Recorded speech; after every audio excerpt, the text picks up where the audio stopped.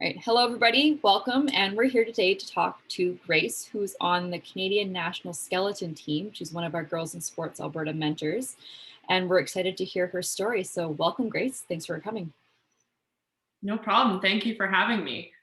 Awesome. Well, let's get started. I just want to hear your story. I've heard it personally myself, but I just want you to share a story. It's a very unique story from, I guess I'll have you tell it, but getting two skeletons. So I'm excited to hear it. Let's hear your story. Yeah, thanks. I mean, skeleton is kind of like a second or third sport. So everyone, all my teammates, we have different stories. So I think it's always an interesting one to tell. We all come from different sport backgrounds, but end up in the same sport.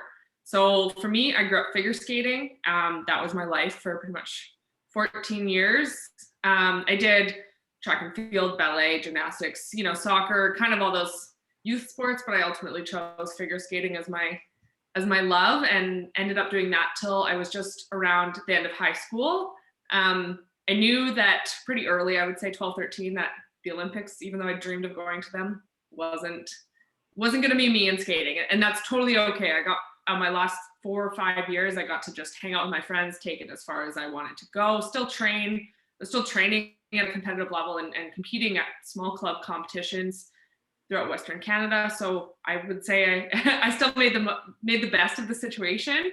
But when I kind of was, ready to go to university, I knew that kind of skating was going to take a back seat, and I wasn't sure how much of a role it was still going to have in my life. I thought about moving way out to the East Coast to go to university, and I thought about still maybe skating, and I ended up staying in Calgary, went to Mount Royal University, and I skated recreationally just on and off for the first year of university, but I actually I had a drive for another sport, and stuff like RBC Training Ground wasn't around then. So I had to do my own research of what options there were, and really there are very few, because obviously most sports you start when you're very young and you grow and you get better at them. So it was kind of like speed skating, track cycling maybe, or skeleton or bobsleigh.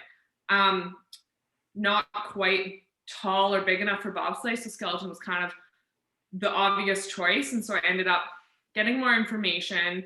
I had been previously kind of like exposed to it through Vancouver 2010 Olympics. Gosh, I remember my science textbook in high school had a skeleton athlete on the front of it. It's not something I necessarily knew how to get involved in, but I knew what it was. And so all the stars aligned. There's many different things that aligned for me to come and try it. So I got my butt up to Canada Olympic Park. They hosted a try it event for a bunch of sports, and I ended up they tell you all the safety stuff, and then they're like, you go from lower down. It's not like you're going up the top of the track on day one. And John Montgomery was actually there, which is really cool. He's the Olympic gold medalist. And he's kind of like, oh, you're 5'7" and muscular. You have a good body type for this sport. And I thought that was so cool, because I'm like, wow, the Olympic gold medalist is saying that like I'd be a good fit. They kind of push you down. It feels like a washing machine. And then I ended up just being invited then to like more of a organized 3-day camp where you learn to like slide from the top in Calgary.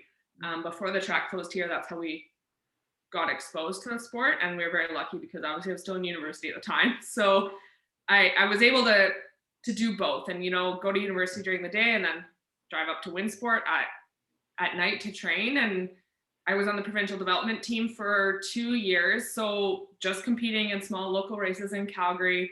At the end of the second year, I got a chance to go to Whistler right after the Sochi Olympics had just been on the air. And first time I've been in skeleton, and Olympics is happening. It's super exciting. And so then I got to go to Whistler, and I'm like, wow, this is amazing. This is where the Vancouver 2010 Olympics were 4 years ago. I'm an Olympics nerd. I've loved the Olympics since I was a kid. So like, to me, it was just so cool. And yeah, so I got exposed to then our second track here in Canada. And then we kind of because I was in like the talent pool of the provincial team, I got kind of told that, okay, next year there's a chance that we're going to have open spaces for you to race internationally. Now, just because I race internationally doesn't mean I'm on Team Canada yet, but I got the chance to do that for a little bit. And then basically it was kind of you seem to think you're on a linear process, win some races at the development NORAM level, go to my first World Junior Championships in Europe. And then I ended up racing on Europa Cup, which is kind of like the first step up from the NORAMs. And I'm like, man, I'm on a roll. This is going amazing. And then I definitely ran into a little bit of barriers just in terms of injuries, being cut a little bit from the team because of injuries and performance, which is totally my fault. It happens. And then I basically kind of put all my chips in one more basket and was like, this would have been 2018, 19-ish time. I was still sliding, still getting some races, but not really at the level that I thought like that I would keep progressing at. And the next step for me was like, okay, I have to make the national team. How do I do that? So I laid everything out on the table. What are my biggest weaknesses with my team? And we tackled everything. I hired who I think are my best, sprint coaches, strength coaches, physios, etc., all under my own IST that I pay for, my integrated support team. So I hired who I think is the best, and we did it. I ended up making the national team, and now I just wrapped up my second season on the national team. So I mean, by no means was it easy to kind of, I felt like it's been an underdog story, but it definitely has taught me a lot of perseverance and persistence. And yeah, it's been, how do you sum up your whole life of sport in a few minutes? But that's it in a nutshell. Yeah, for sure. No, it's such a cool story. I love the skating to skeleton. I just think it's very unique. And actually, a lot of athletes do that where they go from one sport to another and you don't expect that jump, especially when they're so good in another sport, like how you're really good in skeletons. So with your journey, what were the biggest barriers? If you had to name maybe two, I know there's a lot, but if you had to name about maybe two or three biggest barriers, what were they and how did you overcome them? Well, I think number one was actually something that was instituted by our sport organization in 2014. So because skeleton just came back into the Olympics in 2002, it's a very renewed Olympic sport. So it kind of has gotten more and more competitive every year that I've been in it. But they instituted a 30-meter sprint time that you have to be under. So like for women, it's 4.2 seconds. You have to be quicker than that as like an identification and a pathway to the national team. So they didn't care how fast you could push a sled or how fast you can get down the track. That was like kind of a marker. So when I talk about those middle years of, not being able to make that, and that caused me to be kind of deselected from the team in a sense and taken out of the talent pool. And again, like I said, that's my own doing. I was injured, had a rough couple of years, just out of university, it kind of, everything was at perfect storming in a sense. So that was a big barrier because I had to, in order to make myself back into the talent pool and then the national team, I had to run that standard. So that's when I say I laid out all the chips on the table. It was like, how do I run that? And so that, I mean, that's a barrier I couldn't control, but it's kind of like, it is what it is. Mm-hmm. And if I want to be competitive in the sport, I have to do it. So to me, no matter how much you can complain about it, I was like, I have to do it. So that's the first one. And then I think the second one is just, we're a small sport and sport funding is really, obviously, there's a lot of people to fund in Canada. So I've had to fund my entire career until this is the first year I've had Sport Canada carding. And I actually got funds through Can Funded 150 Women, which is an awesome organization as well.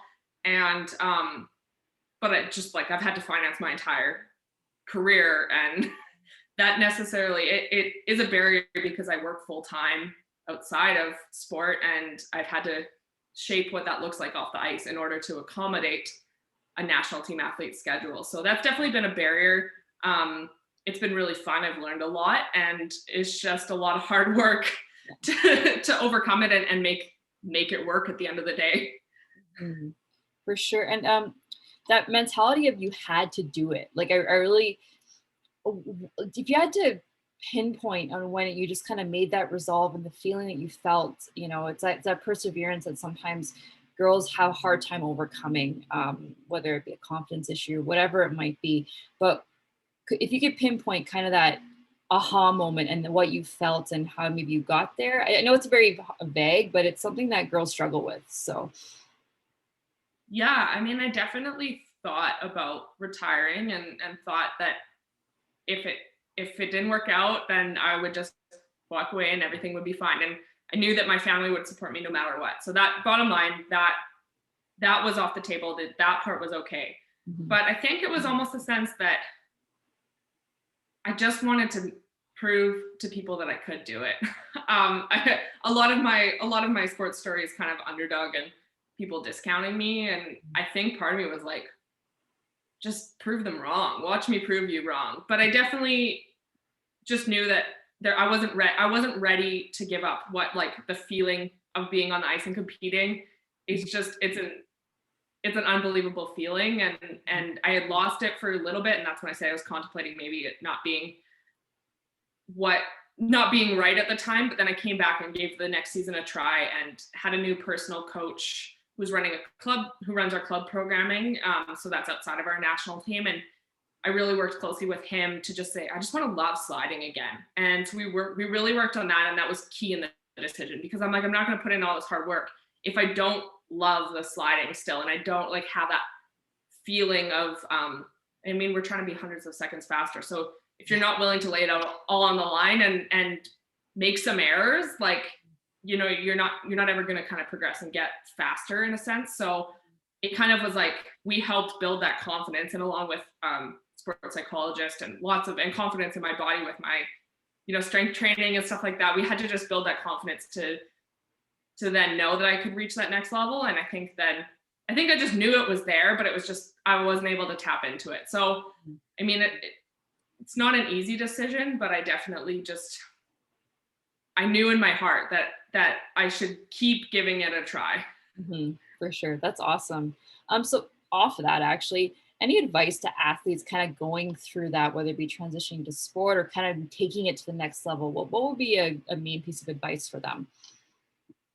I think no matter what, it's just like, and I wish I kind of had known earlier, but like, own your successes and own where you're at, and being very real with those you're working with. Because if you're like, yeah, I'm really enjoying, you're telling your coach like, yeah, I'm really enjoying this, but inside you're not, or you're struggling with something, ultimately it's going to like fester inside and cause something down the road, whether it be walking away from sport or injury. Like, there's so many things that can happen with that. So just articulating that either you need a change, or like, you just have to be your biggest advocate. I would be my second kind of layer that goes with that, is like being confident in yourself and what you need, and asking for what you need from either your program or your coach, your parents, whoever it is that's kind of on your team, and just being able to articulate it in the nicest way possible. I know it's a lot harder. I'm obviously in an individual sport. We travel with our team, but at the end of the day, it's me on my sled. But I know that there's also room for voices for you to put your hand up and say like, this isn't working for me. And I think that's something that I've really had to work on the last couple of years, but it's been instrumental in me working with my on ice coaches, just to, reach that next level, or be successful, and ultimately just be happy. Like, if you have that sort of open relationship with those people, it's going to make it a lot easier to relate to them. And also, they might not know why you're snapping back at them, or feeling maybe down at practice. And if you've kind of are able to open up to them or someone else, it's going to be, that relationship is going to be a little bit easier. For sure. I like the point I was to say is that, own your success in the festering part, because I think that's so true about girls. We tend to degrade our own success in that, and that leaves that kind of pit of the stomach feeling of, I'm not good enough, I'm not doing it. And you're right. And then that just kind of grows and grows and grows. And if not addressed, whether personally or by somebody else, say, then that can have girls walk away from the sport, because that confidence just tanks at that point. So that's a really, I wanted to highlight that piece of advice. It's a really great advice for girls. My final question here, as you know, this is about our Girls in Sport Mentor Program, and trying to get you connected with young athletes to share your story and to encourage them. So why did you decide to join? What was your main reason to join our mentorship program here at Girls in Sports? Yeah, so a lot of obviously I'm a little bit later in my sport career now, and I just ultimately, my goal is I want to leave sport better than when I came in. And I know that I've had some struggles, and my success hasn't come easy. So I definitely want to share some of the stuff that I've had to come to my own conclusion with. I think I have a little bit to share there, but I also just know how important sport and physical activity and recreation is to females. And, it's alarming to see the rates of dropout in sport in young women. And to me, that's a big part of my mission as an athlete. And as I transition into maybe the last years of my career, is I want to help make that better and use my voice and lend it to people that really need it. So to me, just Girls in Sport Alberta aligned with everything that I really want to help with. And I just want to help the sport world be a better and easier place to navigate, because I know right now, and I previously in my sport career, it's been sometimes you feel like you're in the deep end and you have no idea how to navigate it. Mm-hmm. And we want to help people walk them through that and be just a sounding board even sometimes, or be that person that I talk about, that they want to find out how they can own their confidence or articulate what they need. Like, we can be a sounding board to help open up that relationship. I'm so passionate, and obviously I'm born and raised in Calgary, so Alberta is home, and I really saw the opportunity to make an impact in my home province. Mm-hmm. That's awesome. Well, we're really excited to have you at Girls in Sports. Grace, do you have any last minute comments before we wrap anything up? Any last minute advice for the girls out there? Just keep trucking. We see you, we hear you. Make sure to make some noise about your success. And thank you for having me. Awesome. Well, thanks so much for, again, being here, and also welcome to our program. Bye. Thanks.